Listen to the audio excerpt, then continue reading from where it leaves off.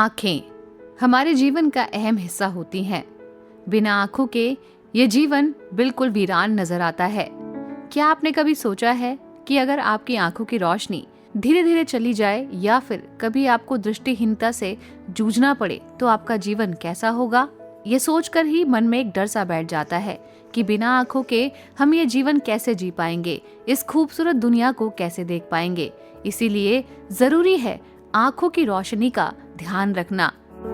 1 अप्रैल से 7 अप्रैल तक भारत सरकार द्वारा दृष्टिहीनता निवारण सप्ताह का आयोजन किया जाता है। सप्ताह भर चलने वाले इस अभियान के माध्यम से दृष्टिहीनता के बारे में जागरूकता फैलाई जाती है। इसका उद्देश्य है देश भर में तरह तरह के कार्यक्रम और गतिविधियों के माध्यम से दृष्टिहीन लोगों के जीवन और अधिकारों के बारे में जागरूकता फैलाना और दृष्टिबाधिता को रोकने के बारे में जानकारी देना। चलिए आज के कार्यक्रम में आपको बताएं कि आप दृष्टिबाधिता से कैसे बच सकते हैं। जानकारी दे रही हैं सेंटर फॉर साइट में कार्यरत नेत्र रोग विशेषज्ञ डॉक्टर नवनीत।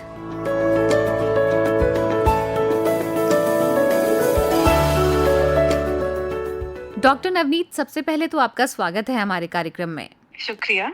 डॉक्टर, आंखें हमारे जीवन का एक सबसे अहम हिस्सा है और आंखों के बिना अगर हम कल्पना भी करके देखें इस दुनिया की, इस जीवन की, तो मन में एक अचानक डर सा बैठ जाता है। सबसे पहले तो इस ऑर्गन के बारे में क्या कहना है आपका? जैसा कि हमें पता है कि आंखें हमारी सबसे जरूरी ऑर्गन है, सबसे जरूरी सेंसरी ऑर्गन है।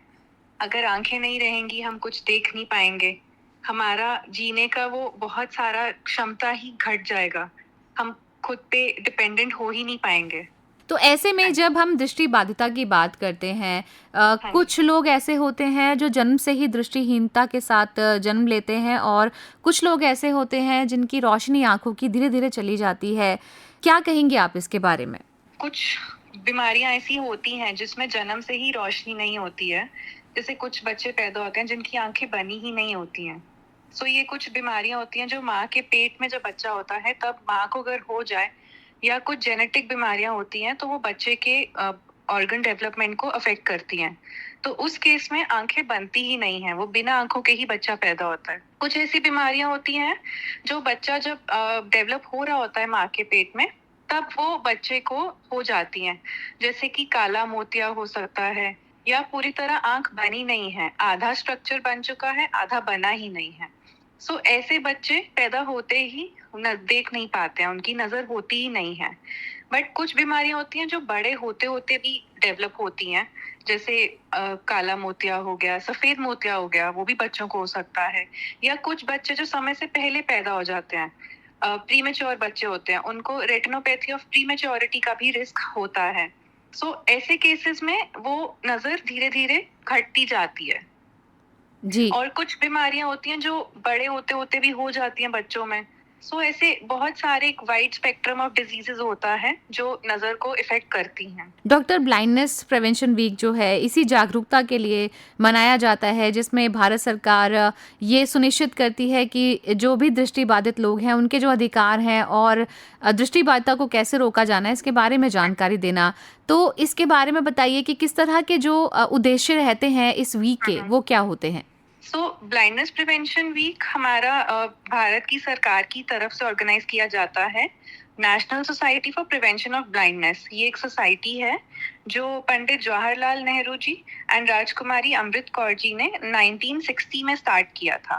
बेसिकली इस ऑर्गेनाइजेशन का काम है ब्लाइंडनेस प्रिवेंशन के लिए अलग अलग स्ट्रैटेजीज अपनाना, स्ट्रैटेजीज को स्प्रेड करना। आप जैसा जानते हैं कि हमारी कंट्री की अब हाईएस्ट पॉपुलेशन हो गई है वर्ल्ड में, एंड उसके हिसाब से highest population of blind people भी हैं हमारे कंट्री में। एंड ज्यादातर लोगों को पता ही नहीं है कि अंधे क्यों हो रहे हैं, रूट कॉज क्या है उनकी बीमारी का। ब्लाइंडनेस प्रिवेंशन वीक ऑर्गेनाइज किया जाता है इस सोसाइटी की तरफ से अवेयरनेस रेज करने के लिए लोगों के बीच में कि उनके क्या क्या कारण हो सकते हैं ब्लाइंडनेस के एंड कैसे बच सकते हैं।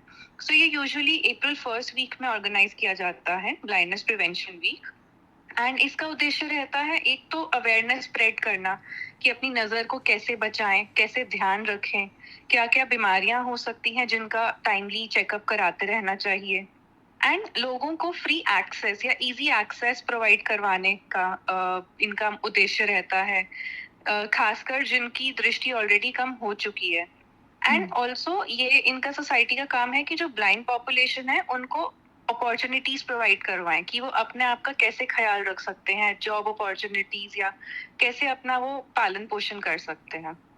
तो डॉक्टर नवनीत, जैसे कि आपने बताया कि काफ़ी सारी बीमारियां होती हैं जो जन्म के साथ ही होती हैं, और कई बार ऐसा होता है कि गर्भ में ही बच्चों को कुछ बीमारी लग जाती हैं। बट हमने देखा है कि जैसे यदि दोनों पेरेंट ब्लाइंड हैं तो क्या उनके जो बच्चे हैं वो भी जेनेटिकली ब्लाइंड ही होते हैं, या इसमें कोई चांसेस है कि उनकी आंखें पूरी प्रॉपर डेवलप होती हैं? ऐसा जरूरी नहीं है कि अगर दोनों पेरेंट्स ब्लाइंड हैं तो बच्चा भी ब्लाइंड होगा, क्योंकि बहुत सारे केसेस में बच्चे की आंखें ठीक भी होती हैं ऐसे सच पेरेंट्स की, जो प्रोजनी होती है। बट हाँ, कुछ जेनेटिक कॉजेस हो सकते हैं कि बच्चा बाय बर्थ भी अंधा हो सकता है। वो चांस रहता ही है। ऐसा जरूरी नहीं है कि ऐसे पेरेंट्स के बच्चे भी जन्म से ब्लाइंड हों, बिकॉज कुछ बीमारियां होती हैं जो जेनेटिक होती हैं, उनमें चांस होता है कि हाँ ठीक है, बच्चा जन्म से ब्लाइंड हो सकता है, बट वो चांस बहुत कम रहता है। तो यूजुअली ऐसे सच पेरेंट्स के बच्चे नॉर्मल भी हो सकते हैं, नॉर्मल आई साइट भी उनकी हो सकती है। डॉक्टर, अक्सर हमने देखा है कि नज़रें एक तो सबसे ज़्यादा ज़रूरी पार्ट है, लेकिन फिर भी बहुत ज़्यादा नज़रअंदाज किए जाने वाला पार्ट है हमारी बॉडी का। तो इसके बारे में क्या कहना है आपका? आंखें सबसे जरूरी ऑर्गन है, बट हम बहुत ही ज्यादा रिलैक्स्ड रहते हैं अपनी आंखों को लेकर। कोई थोड़ी बहुत भी प्रॉब्लम होती है तो हम अवॉइड करते हैं दिखाने का, डॉक्टर के पास जाने का। बट वो छोटी सी प्रॉब्लम भी आगे चल के एक बड़ी बीमारी बन सकती है, जो कि इवेंचुअली आंखों की नजर पे फर्क डाल सकती है। हमें किसी भी अपनी आंख में प्रॉब्लम को नजरअंदाज नहीं करना चाहिए। कुछ भी प्रॉब्लम लगे तुरंत आपको एक स्पेशलिस्ट के पास जाके दिखा देना चाहिए। जो ब्लाइंडनेस है वो किस किस कारण से होती है? ब्लाइंडनेस के कॉजेस बहुत सारे हैं, बट एक ये बात भी बहुत जरूरी है कि ब्लाइंडनेस एक प्रिवेंटेबल और अवॉइडेबल डिजीज है। ब्लाइंडनेस से बचा जा सकता है। जो हमारे देश में मोस्ट कॉमन कॉज है वो है रिफ्रैक्टिव एरर, मतलब जिसका चश्मे का नंबर हो, एंड सफेद मोतियाबिंद, जिसको कैटरैक्ट बोलते हैं। ये दो कॉमन कॉजेस है हमारे देश में ब्लाइंडनेस के। रिफ्रैक्टिव एरर और कैटरैक्ट दोनों ही करेक्टेबल हैं अगर सही टाइम पर जांच की जाए। चश्मे की जांच सही टाइम पर हो जानी चाहिए, खासकर कि बच्चों में, क्योंकि अगर बचपन में ही चश्मे का नंबर आ जाए और चश्मा ना दिया जाए तो वो एक परमानेंट नजर कम हो जाती है। एंड उसकी जैसे ही सफेद मोतियाबिंद, जो कि मोस्टली बुजुर्गों में, एल्डरली पेशेंट्स में आता है, बट आजकल का जो लाइफस्टाइल हो गया है हमारा, उसमें देखा जा रहा है कि कैटरैक्ट अर्ली एजेस में भी स्टार्ट हो रहा है। इनफैक्ट बच्चों में भी कैटरैक्ट आ जाता है। कैटरैक्ट का भी टाइमली इलाज करना बहुत जरूरी है। अगर लेट किया जाए तो वो फिर आगे और नुकसान कर सकता है। सिम्टम्स को कैसे पहचाने? सिम्टम सबसे कॉमन रहेगा नजर कमजोर होना। आपको लगे कि नजर नहीं आ रहा है, दूर का हो या नजदीक का हो, एंड धीरे धीरे टाइम के साथ बढ़ती जाए वो कमजोरी नजर में, वो एक बहुत कॉमन इंडिकेशन होता है कि हाँ, कुछ सफेद मोतियाबिंद बन सकता है या बन रहा होगा। इसके अलावा रात में लाइट बहुत तेज लगती हो, फैली हुई लगती हो, लाइट के बल्ब के अराउंड ऐसे रंगीन सर्कल्स दिखे, रेनबो कलर्स में दिखें, या आपको लगे कि आंखों के आगे काले धब्बे आ रहे हैं बहुत सारे, वो सब इंडिकेशन हो सकता है कि हाँ, सफेद मोतियाबिंद बन रहा है। और इसमें प्रोग्रेसिवली विजन कम होता जाता है ओवर टाइम जी। एंड रिस्क बहुत ज्यादा होता है उन पेशेंट्स में जिनको शुगर हो। स्पेशली शुगर अनकंट्रोल्ड है तो कैटरैक्ट तो बनता ही है जल्दी, बट शुगर के और भी बहुत सारे साइड इफेक्ट्स आ सकते हैं आंख के पर्दे पे। खून की नसें बन जाती हैं, नसें फटने के बाद आंख में खून आ सकता है, पर्दे में सूजन आ सकती है। ये सब शुगर के मरीजों को भी खासकर अपना बहुत ख्याल रखना चाहिए। हमने देखा है कि कुछ लोग शिकायत करते हैं कि उनकी जो आँख है उनमें से मॉर्निंग के टाइम में काफ़ी ज़्यादा पानी आता है, या फिर कई बार ऐसा भी होता है कि हमने आँख खोली और हमें बबल्स उड़ते हुए नज़र आए। इसके पीछे क्या वजह है? इसका भी रीजन ये है कि आंखों में ड्राइनेस हो सकती है, या कुछ लोगों की सोते समय आंख पूरी तरह बंद नहीं हो सकती है, तो वो एक्सपोज रहती है एनवायरनमेंट को, एयर को। उसकी वजह से आंख ड्राई हो जाती है, एंड जब सुबह उठते हैं तो वो पानी फिर निकलना शुरू हो जाता है, बिकॉज हमारा नॉर्मल ब्लिंक रेट स्टार्ट हो जाता है। एंड जो बबल्स दिखते हैं वो भी इसी वजह से होता है इन मोस्ट केसेस। अगर बहुत ज़्यादा दिख रहे हैं, डिस्टर्बिंग लग रहे हैं, तो बेहतर है कि एक बारी अच्छे से डायलेट करके पर्दा चेक किया जाए। डॉक्टर, ये जो एक प्रैक्टिस है, अगर हम आँखों की बात करें तो ये तो बचपन से ही आँखों की दृष्टि जो है उसको सॉलिड रखना बहुत ज़रूरी है। तो अब माता-पिता को तो अब बच्चे जब हुए 7-8 साल के हुए स्कूल जाने लगे, तो पता तो नहीं होता कि क्या वो प्रॉपर्ली उनकी आँखें काम कर रही है। तो ऐसे में माता-पिता का क्या काम है? क्या नॉर्मलाइज़ भी बच्चों को डॉक्टर के पास लेके जाना चाहिए? जी, बिल्कुल। बच्चों का तो रेगुलर चेकअप कराते रहना चाहिए। सो इसमें सबसे ज़्यादा ज़रूरी रोल आता है स्कूल्स का। स्कूल्स अगर रेगुलर कैंप्स ऑर्गेनाइज़ करते रहें 6-6 महीने में, या बच्चों का रूटीन चेकअप होता रहे जिसमें विज़न चेक किया, एक वो स्क्रीनिंग हो जाती है कि इस बच्चे का विजन नॉर्मल है या इस बच्चे की नजर कमजोर हो रही है। सो ऐसे बच्चों का वो एक नोट डाल सकते हैं डायरी में पेरेंट्स के लिए, कि पेरेंट्स एक जाके प्रॉपर बच्चे चेकअप करा सकें। दूसरा, अगर बच्चा स्कूल गोइंग एज में नहीं है, उससे कम एज का है, तो पेरेंट्स को बहुत सारी चीजें बच्चों की नोटिस करते रहना चाहिए। जैसे बच्चा अपने खिलौने खुद से उठा पा रहा है, खुद से चीजों की तरफ पॉइंट कर पा रहा है, खुद से चल फिर पा रहा है। अब इंडिकेशंस रहते हैं कि नजर ठीक है या कमजोर हो रही है। आजकल और स्कूल्स में और घर पे भी हमने देखा है कि काफ़ी ज़्यादा बच्चों को भी मोबाइल और लैपटॉप के सामने काम करना पड़ता है। पहले सिर्फ ये समस्या बड़ों के साथ थी, लेकिन आजकल बच्चे भी इससे जूझ रहे हैं। तो डॉक्टर, क्या कोई ऐसा प्रिवेंटिवल जो स्पेक्स है, चश्मा है, क्या वो बच्चों के लिए भी होता है? भले ही उनकी आंखें सही हो और वो खराब ना हो, तो कुछ प्रिकॉशंस हैं क्या? बेसिकली ये जो टेक्नोलॉजी अभी एडवांस हुई है, इट्स बिन बोथ, हमारे लिए अच्छा भी हुआ है, बुरा भी हुआ है। सो स्क्रीन वैसे तो बच्चों के लिए बिल्कुल भी अच्छी नहीं होती है, बिकॉज आजकल के बच्चों में देखा गया है कि बिकॉज ऑफ स्क्रीन का यूज, चश्मे का नंबर ऑलमोस्ट सभी को आ रहा है। वो एक मायोपिया इंड्यूस कर देता है स्क्रीन। सो आइडियली तो बच्चों के सामने मोबाइल बिल्कुल नहीं चलाना चाहिए, ताकि बच्चे भी उस आदत से दूर रहें। बट अगर बहुत जरूरी कुछ स्कूल का काम है जो मोबाइल पे ही हो सकता है या कंप्यूटर पे ही हो सकता है, तो पेरेंट्स को ये ध्यान देना बहुत जरूरी है कि बच्चा सिर्फ स्कूल के काम तक ही सीमित रखे अपना स्क्रीन टाइम, उसके आगे ना वो चलाए। एंड जितना कम स्क्रीन टाइम रहेगा उतना बेहतर है। और मैं एडवाइस करूंगी पेरेंट्स को कि स्कूल का काम बड़ी स्क्रीन पर कंप्यूटर या लैपटॉप पे कराया जाए, और उसको थोड़ा दूर रख के बच्चों से, ताकि बच्चे ज्यादा स्क्रीन के क्लोज ना जाएं। ग्लासेस का as such role preventable role नहीं है। कोई ऐसे स्पेसिफिक ग्लासेस नहीं यूज कर सकते या नहीं बने हैं कि बच्चों को वो साइड इफेक्ट ना हो स्क्रीन से। तो ओनली जो मतलब हम फायदा कर सकते हैं कि स्क्रीन टाइम कम रखें। तो डॉक्टर, जो ब्लाइंडनेस है उसको कम करने के लिए या रोकथाम के लिए भी क्या कोई सरकारी योजनाएं भी हैं? हाँ जी, बिल्कुल। हमारे देश में सबसे लीडिंग कॉजेज जो ब्लाइंडनेस के हैं वो है रिफ्रैक्टिव एरर, सफेद मोतियाबिंद, डायबिटीज, बीपी, काला मोतियाबिंद और उम्र के साथ आने वाली बीमारी जिसको एज रिलेटेड मैकुलर डीजेनरेशन बोलते हैं। तो ये जो लिस्ट ऑफ बीमारियां हैं, ये हमारे गवर्नमेंट के एक प्रोग्राम जो रन किया जाता है, national programme for control of blindness and vision impairment, इसके अंडर कवर किए जाते हैं। इस प्रोग्राम के अंडर पेशेंट्स जो लोग होते हैं उनको वार्न किया जाता है, उनको वो अवेयर किया जाता है कि ये बीमारियां हो सकती हैं, इनका कैसे चेकअप कराया जाए, इनसे कैसे बचा जाए।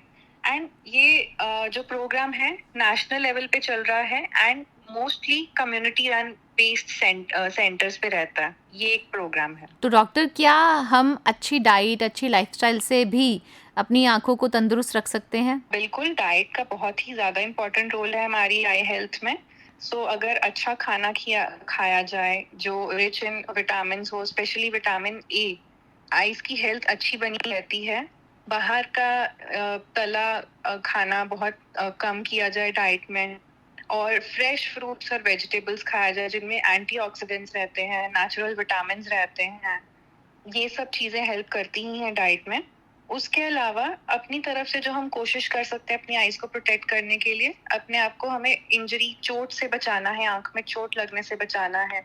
स्पेशली जो दिवाली और होली पे आते हैं, हमारे पास इतने सारे ट्रॉमा के केसेस आते हैं, तो उस दौरान बहुत ध्यान रखना चाहिए। वर्क प्लेस इंजरीज से खुद को बचा के रखना चाहिए। शुगर बीपी का कंट्रोल रखना बहुत जरूरी है, क्योंकि अगर वो बैलेंस्ड नहीं रहेंगे तो फिर आंख में खून आने का रिस्क रहता ही है। जी। साथ में आजकल जैसे सन बहुत ज्यादा स्ट्रांग हो जाता है, स्पेशली समर्स में, तो यूवी रेडिएशन से बचना बहुत जरूरी है। तो एडवाइस करूंगी कि बाहर जब भी आप निकल रहे हैं तेज धूप में, तो डार्क ग्लासेस यूज करें, क्योंकि वो यूवी प्रोटेक्शन देते हैं आंख को। डॉक्टर, बहुत ही अच्छी चर्चा आपके साथ रही हमारी, लेकिन हम जब डेली ऑफिसेज में होते हैं हमें भी ये पता नहीं होता कि क्या हमारी आंखों के लिए सही है और क्या गलत है। तो जाते जाते एक जो नॉर्मल सुझाव होगा हमारे सभी लिसनर्स के लिए कि अपनी आंखों का ध्यान रेगुलर दिन भर में दिनचर्या में कैसे रखना है, वो क्या है? ध्यान आंखों का देना बहुत जरूरी है। मैं सजेस्ट करूंगी कि रेगुलर एग्जाम कराते रहें। एटलीस्ट साल में एक बारी तो अपने आईज का चेकअप कराते रहें, चाहे आपको कोई भी प्रॉब्लम ना हो तब भी।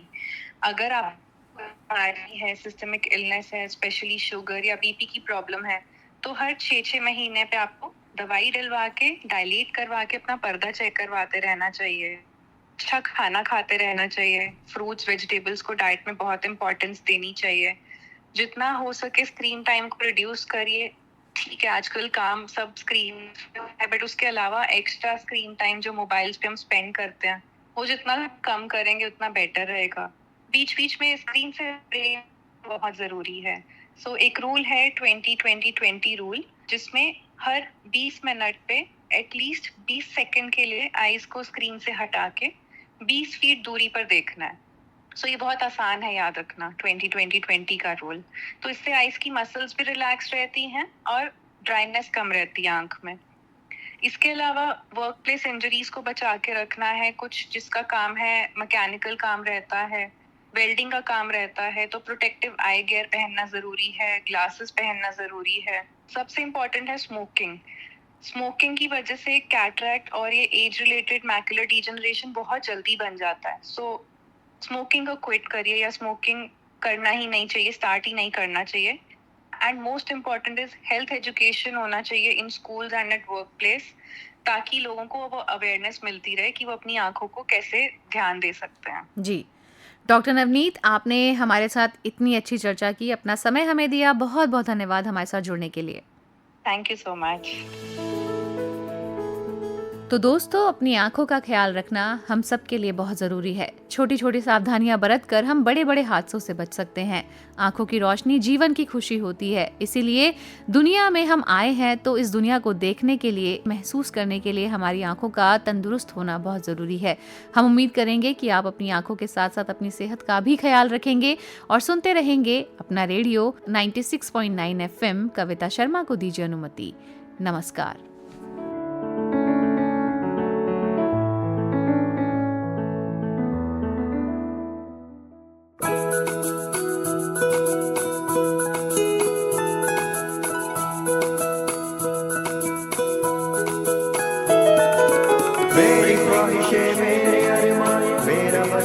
सपना जिंदगी में हर कोई समझे, हम सफर मुझे अपना अपना बस अपना।